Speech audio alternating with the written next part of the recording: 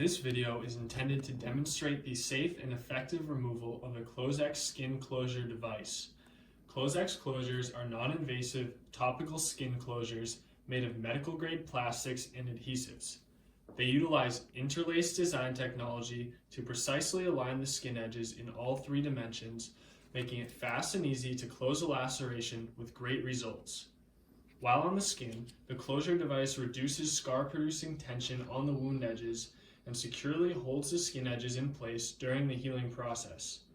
Once the wound is fully healed, the device can easily be removed from the skin. It's simply a matter of removing the device along the length of the laceration.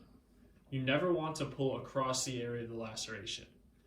To start, gently lift both edges and peel the device back on itself along the length of the wound. You want to avoid pulling directly up because you don't want to put that type of force on the skin edges. You should also support the skin edges with your fingers, so all the force is being peeled back on the device and not pulling up on the skin.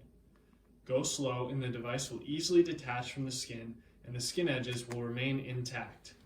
Again, as a reminder, you should never pull across the laceration because you will put undue forces on the laceration and potentially pull the skin edges apart.